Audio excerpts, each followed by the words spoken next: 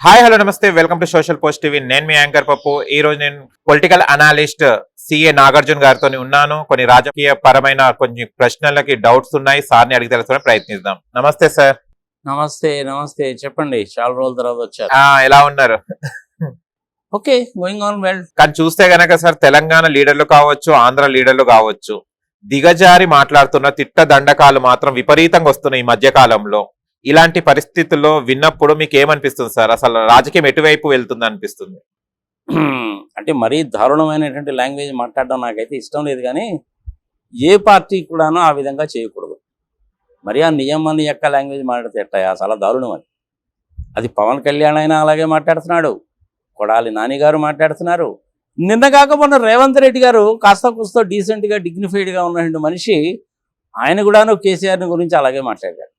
ఏ party మాట్లాడినా కానీ తప్పు. మీరు మొదటి నుంచి ఎక్కడి నుంచైనా తీసుకోండి, నెహ్రూ గారి టైంలో ఆయన ప్రైమ్ మినిస్టర్గా ఉన్నప్పటి నుంచి ఇప్పటివరకు ఎక్కడైనా తీసుకోండి, ఎక్కడెక్కడైనా ఆ రకంగా మాట్లాడరు. ఇది నేను తెలుగు రాష్ట్రాల్లోనే చూస్తున్నా, వేరే రాష్ట్రాల్లో నేను ఎక్కడ చూడదు. ఈవెన్ మన పక్కన ఉన్న తమిళనాడులో కూడా అంత దారుణంగా ఉండదు. అఫ్కోర్స్ తమిళనాడులో ఇంకా దారుణమైన పనులు కూడా చేశారనుకో. పాపం డిఎంకే వాడు ఉన్నప్పుడు జయలలితని అసెంబ్లీలోని చీరలు లాగి ద్రౌపది వస్త్రాపహరణం చేసినంత పని చేశారు. సో అలాంటివి కూడా జరుగుతూ ఉంటాయి. కానీ ఇది మటుకు భారతదేశానికి మంచిది కాదు. డెమోక్రటిక్ సెటప్లో ఉన్నాం మనం, అది గుర్తుపెట్టుకోవాలి. నీ అభిప్రాయం నీది, నా అభిప్రాయం నాది. నీ అభిప్రాయం నువ్వు చెప్పు, నా అభిప్రాయం నేను చెప్తాను. ఇద్దరి మధ్య కూడా భేదం ఉండొచ్చు, ప్రజల నిర్ణయానికి వదిలేయి, వాళ్ళు నిర్ణయిస్తారు.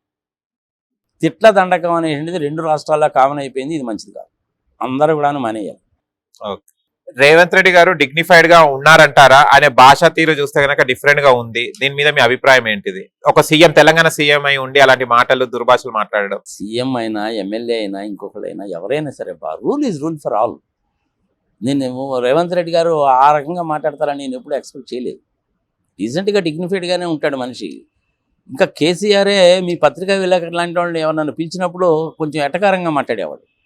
ఇదిగో నువ్వు ఆగవాయా, నువ్వు ఆగు, ఏమయ్యా నీ సంగతి ఏం చెప్పు, ఏం తెలుసు వాయా నీకు, ఏం మాట్లాడుతున్నావు, నువ్వు కూర్చో, నువ్వు రావాయా అంటాడు.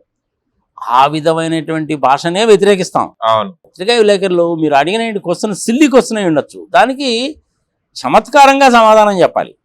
ఆ రకమైనటువంటి సమాధానాలు చెప్పడం అనేటువంటిది రాజకీయ నాయకులకి చేత కావట్లేదు. I'm sorry to say this. కానీ రేవంత్ రెడ్డి మాట్లాడినా, కేసీఆర్ గారు ఆ విధంగా మాట్లాడినా తప్పే, ఎవరు కూడా మాట్లాడదు. రేవంత్ రెడ్డి గారు చాలా డీసెంట్గా డిగ్నిఫైడ్గా ఉంటాడు అనేటువంటిది మొన్నటి వరకు నా భావన. మొన్నటి దెబ్బతో ఆ భావన పోవడంలా అది ఏమవుతుంది? ఇప్పుడు మీరు నన్ను అడిగారు, నేను దీని ద్వారా చెప్పాను, దీన్ని చూస్తారు, దాంతో ఒక 10 మంది అభిప్రాయం మారిపోతుంది. అది చివరికి ఏమైపోతుంది? నాగార్జున రెడ్డి గారు కూడా అలా అన్నారండి అని చెప్పి ప్రచారంలోకి వెళ్ళిపోవట్లా. తప్పది, ఎవరు కూడా నా విధంగా మాట్లాడదు. ఓకే, చూస్తే కనుక తెలంగాణ ప్రభుత్వం టీఎస్ ని టీజీగా మార్చడానికి ముఖ్య ఉద్దేశం ఏంటి సార్? మార్చాల్సిన అవసరం ఏముంది? ఏమీ లేదబ్బా, మార్చాల్సిన అవసరం ఏమీ లేదు. తెలంగాణ టీఎస్ అంటే అర్థమైందంటే తెలంగాణ స్టేట్ అని, టీజీ అంటే తెలంగాణ అని, అంతే, అంతకంటే ఏం లేదు.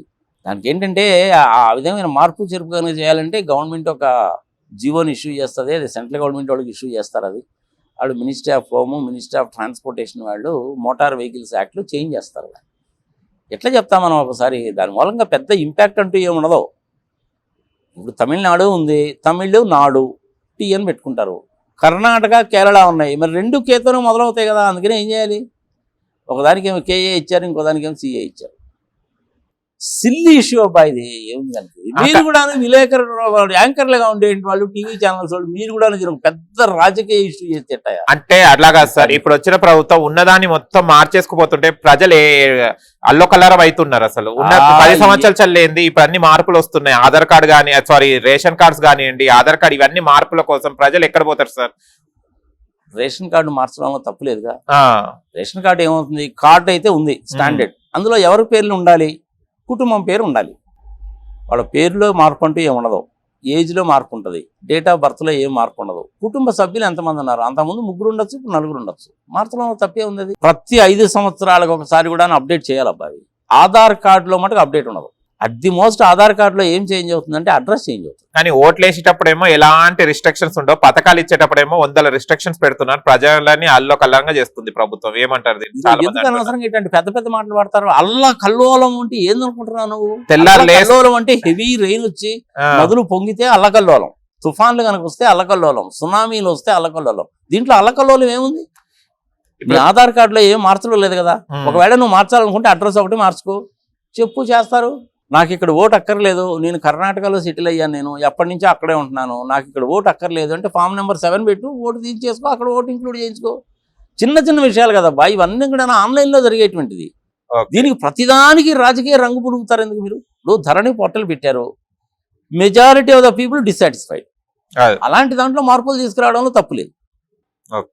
అదేవిధంగా బీరు బ్రాందీ అమ్ముకునేటువంటి షాపులు, ఆ షాపులకు సంబంధించిన లైసెన్సింగ్ వ్యవస్థలో మార్పులు తీసుకురావడం తప్పులేదు. గోదావరిలో మనకి ఇసుక బాగా దొరుకుతుంది, మంజీరా లాంటి రివర్స్లో ఇసుక దొరుకుతుంది, కృష్ణానదిలో కూడా ఇసుక దొరుకుతుంది. ఆ ఇసుక పాలసీకి సంబంధించినటువంటి ఒక మంచి పాలసీ తీసుకోవడంలో ఏం తప్పులేదు. ఒక చక్కటి ఇండస్ట్రియల్ పాలసీ తీసుకురావడంలో ఏం తప్పులేదు. ప్రకృతి వనరులని కాపాడడంలో ఒక మంచి పాలసీ తీసుకురావడం అనేది తప్పులేదు. ఇప్పుడు మనకి భద్రాచలం ఫారెస్ట్ ఉంది, చాలా పెద్ద ఫారెస్ట్, అది మంచి టేకు వృక్షాలు పెరుగుతాయి, 20 సంవత్సరాలు 25 సంవత్సరాలు పెద్ద పెద్ద టేకు వృక్షాలు వస్తాయి. అలాంటి ఫారెస్ట్ ఏరియాని మనం కాపాడాలి, అది ప్రభుత్వాలు చేయాలి. జనరల్గా ఫారెస్ట్ కాంట్రాక్టర్లు అందరూ ఏం చేస్తారంటే, ప్రజలకు కూడా తెలియాలి కాబట్టి చెప్తున్నాను, 2 చదరపు కిలోమీటర్లు నువ్వు ఫారెస్ట్ని కొట్టేసుకో అంటారు. అది ఎప్పుడో 25 సంవత్సరాల కింద మొక్కలు వేసి ఉంటారు, అవి పెరిగి పెద్ద అయినాయి, అందుకు కొన్ని చచ్చిపోతాయి, కొన్ని బాగానే ఉంటాయి. దానికోసం సపరేట్ ఫారెస్ట్ డిపార్ట్మెంట్ ఉంటుంది, ఒక ఇండియన్ ఫారెస్ట్ ఆఫీసర్స్ని వేస్తారు, ఐఎఫ్ఎస్ని వేస్తారు. దానికి స్టాఫ్, వెహికల్స్, కమ్యూనికేషన్ సెటప్, సంగతి సమాచారం ఉంటాయి వాళ్ళకి. That is a different thing. UPSC examination రాసిన వాళ్ళ ఐఎఫ్ఎస్ కింద సెలెక్ట్ అవుతారు. ఐఏఎస్, ఐపీఎస్ తర్వాత ఐఎఫ్ఎస్, ఐఆర్ఎస్, ఐఎఫ్ఎస్ ఇవన్నీ వస్తాయి. That is a different topic. 2 square kilometres నువ్వు కొట్టేసుకో. ఈ 2 స్క్వేర్ కిలోమీటర్స్లో నీకు అప్రాక్సిమేట్లీ ఒక 400 మొక్కలు ఉన్నాయి, 400 టేకు చెట్లు ఉన్నాయి. ఇది టెండరు. వీడేం చేస్తాడంటే 2.5 ఎకరాలు కొట్టేస్తాడు. గవర్నమెంట్ లెక్కలో 2 ఎకరాలే, వీడు కొట్టేసేది 2.5 ఎకరాలు కొట్టేస్తాడు. లంచాలు ఇచ్చేస్తారు. గవర్నమెంట్ రికార్డ్స్లో 2 ఎకరాలు భూమి పోయింది కాబట్టి వాళ్ళు 2 ఎకరాల్లోనూ మొక్కలేస్తారు. అవును, 1/2 ఎకరం పోయిందిగా. అట్లా ఇప్పటి వరకు భారతదేశంలో ఉన్నటువంటి ఫారెస్ట్ ల్యాండ్ ఎంత పోయిందంటే చెప్తే ఆశ్చర్యం వేస్తుంది. భారతదేశానికి స్వతంత్రం వచ్చినప్పుడు 36% ఫారెస్ట్లు ఉండే ఇండియాలో, ఇప్పుడు అది 23% అయిపోయింది. 13% ఫారెస్ట్ ఏరియా పోయింది. భారతదేశంలో ఉన్నటువంటి 82 కోట్ల ఎకరాలలో 36% ఫారెస్ట్ ఏరియా ఉండేది, ఇప్పుడు అది 23%కి పోయింది. మరి ఆ అరెకరం ఏమైపోతుందంటే అక్కడ ఉండే వాళ్ళు పూడ వ్యవసాయం చేసుకోవడం మొదలుపెట్టారు. కొన్నాళ్ళు పోయిన తర్వాత మేము 10 ఏళ్ళ నుంచి ఇక్కడ వ్యవసాయం చేసుకుంటున్నామండి అన్నారు కాబట్టి వాళ్ళకి పట్టాలు ఇచ్చేయాలి. దేశంలో జనాభా పెరుగుతున్నప్పుడు ఆహార ధాన్యాల ఉత్పత్తి పెరగాలి. దానికి మనకి హైబ్రిడ్ సీడ్స్ అనేది 2 వచ్చినాయి. ఒక పంటకి నీళ్లు కాదు, 2 పంటలకు నీళ్ళు అంటారు. కాళేశ్వరం లాంటి ప్రాజెక్టు, నాగార్జున సాగర్, శ్రీశైలం, ఈ వంశధార మీద కట్టేటువంటి ప్రాజెక్టులన్నీ కూడా చాలా ఉంటాయి. జనాభా పెరుగుతున్నప్పుడు ఆహార అవసరాలు కూడా ఉంటాయి. అంత మాత్రాన నువ్వు ఫారెస్ట్ కనుక కొట్టేస్తే రెయిన్స్ తగ్గిపోతాయి, రేపు నీకు వర్షాలు పడవు. ఇది ప్రజలు గమనించాలి. తప్పు కదా ఇది. ఎవరిది తప్పు ఇది?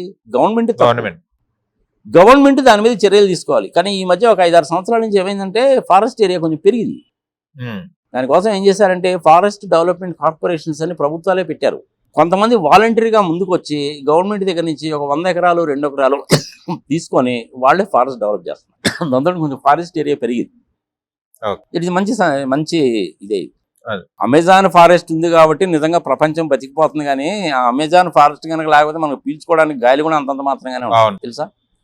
అమెజాన్ ఫారెస్ట్ అనేది చాలా పెద్ద ఫారెస్ట్. అది దాన్ని అసలు యాక్చువల్గా రెయిన్ ఫారెస్ట్ అంటారు దాన్ని. ఇక దాని వింతలు విశేషాల గురించి చెప్పుకోవాలంటే దట్ ఇస్ పెద్ద ఇదనుకో, వదిలే దాని గురించి. మన ఎంటైర్ భూగోళానికి 20% ఆక్సిజన్ ఒక్క అమెజాన్ ఫారెస్ట్ నుంచే వస్తుంది. కానీ ఫారెస్ట్లో మనకు మొక్కలు అలా కొట్టేవు. అది రాజకీయ నాయకులు చేయాలి. నీకు 2 స్క్వేర్ కిలోమీటర్స్ కొట్టుకోమంటే నువ్వు 2.5 ఎందుకు కొట్టావని చెప్పి గవర్నమెంట్ వాళ్ళు అడగాలి. కానీ ఈ కాంట్రాక్టర్ ఎవడు? ఎమ్మెల్యేనో ఎంపీనో అయి ఉంటాడు. ఇంకా రేవంత్ రెడ్డి అయినా బీఆర్ఎస్ అయినా ఏం చేస్తారు వాళ్ళు? అవును. మరి వీళ్ళు ఎలక్షన్లో 4,000 రూపాయలు ఇచ్చి ఓటు కొంటివి, రోజుకు 1 క్వార్టర్ బాటిల్ ఇస్తేవి, బిర్యానీ పెడితివి, వాడినేమో ట్రాక్టర్ ఎక్కించి జీపులు ఎక్కించి తిప్పితివి. ఎమ్మెల్యే కావాలంటే 50 కోట్లు ఖర్చు అవుతుంది. వాడు ఏడ నుంచి సంపాదించాలి? ఇలాంటి పనులు చేస్తే సంపాదిస్తారు. ఈవెన్ మైనింగ్లో కూడా అంతేనబ్బా. వాడికి 3 ఎకరాల్లో మైనింగ్ చేసుకోరా బాబు అంటే వాడు ఇచ్చిన ప్లాన్ ప్రకారం వాడు 20 అడుగులు తవ్వాల్సి ఉంటే వాడు ఏం చేస్తాడంటే 3.5 ఎకరాల్లో మైనింగ్ చేస్తాడు. ఈ 3 ఎకరాలకేమో రాయల్టీ కడతాడు. నువ్వు 20 మీటర్లు మాత్రమే దూరా బాబు అంటే వాడు 50 మీటర్లు దవ్వుతాడు. ఎంత చేసేది ఎవరైనా చేసి అక్రమంగా డబ్బులు సంపాదించి ఈ అక్రమంగా సంపాదించిన డబ్బులు పెట్టి మళ్ళీ భూములు కొంటారు. గవర్నమెంట్ రేట్ ఏమో 10,000 ఉంటుంది, మార్కెట్ రేట్ ఏమో 2 లక్షలు ఉంటుంది. మరి 1,90,000 ఏంద్రా బాబు అంటే ఇదిగో మైనింగ్లో చేసిన అక్రమాలను ఇసుక దోచుకున్న అక్రమాలు తీసుకొచ్చి భూమిలో పెడతారు. ఒక సామాన్య మానవుడికి ఇల్లు కట్టుకోవాలంటే వాడికి భూమి దొరకదు. వాడికి భూమి దొరకదు కాబట్టి 2 bedroom హౌస్ 3 bedroom హౌస్ మేమే ఇస్తూ ఉంటారు. పోనీ అదైనా సరిగ్గా చేశారంటే 2 bedroom హౌస్లు 3 bedroom హౌస్లు కట్టలేదు కానీ 2 bedroom హౌస్లు కట్టిన మాట వాస్తవమే. నువ్వు సిటీ చుట్టుపక్కల చూడు కొన్ని వేలు కనపడతాయి. ఎవరికి ఇవ్వలేదు, తలుపులు దారబంధరాలు పోయినాయి. అన్ని ఇట్లాంటి పనులేనబ్బా, పనికిమాలిన పనులు తప్ప ఇంకేం లేదు. తప్పెవరది అనేసి అంటే రాజకీయ నాయకులదే తప్పు. వాళ్ళకంటే కూడా ముందు తప్పెవరది అంటే ప్రజలదే తప్పు. బుద్ధి జ్ఞానం ఉండదా మనకి? కడుపు కానం తింటున్నామా, గడి తింటున్నామా? 4,000 తీసుకొని ఓటు వేయడం ఏందే? హైదరాబాద్ లాంటి సిటీలో బయటకు వచ్చి ఓటు ఎందుకు వేయరు మీరు? పని బాట లేకుండా కేఫుల్లో కూర్చొని షాయి దాక్కుంటా, సిగరెట్ దాక్కుంటా, కిళ్ళీలు నవ్విలి పక్కన గోడ మీదనో వాడి మీదనో వీడి మీదనో ఉమ్మేసిపోతారు. నీకు ఓటు వేయడానికి ఏమైంది? రోగమా? ఎందుకు వేయవు నువ్వు ఓటు? చాలా దారుణం కదా. నువ్వు ఓటు వేయడం లేదు కాబట్టి పనికిమాలిన వాళ్ళు వస్తారు. ఆ పనికిమాలిన వాళ్ళు వచ్చినప్పుడు అంతా ఇవే చేస్తూ ఉంటారు. ప్రతోడు సమస్యల గురించి చెప్తాడు కానీ సొల్యూషన్ కూడా చెప్పడం. మరి దీనికి సొల్యూషన్ ఏంటి? డబ్బులు తీసుకోకుండా నువ్వు ఓటేయి, పద్ధతిగా ఓటేయి. ఈసారి అంటే 2024లో వదిలేద్దాం బా. 2029 ఎలక్షన్లు వచ్చేసరికి నువ్వు ఇంటి దగ్గర నుంచే కూర్చొని ఓటేయచ్చు. It is possible. వస్తుంది, అది వస్తుంది. Thank you sir. చూశారు కదా ఫ్రెండ్స్, మీకు కనుక మా వీడియో నచ్చి లైక్ చేయండి, షేర్ చేయండి, కామెంట్ చేయండి, సబ్స్క్రైబ్ ఛానల్ అక్కడ గంట సింబల్ టంగున కొట్టండి. నేను మీ యాంకర్ పప్పు. Bye bye.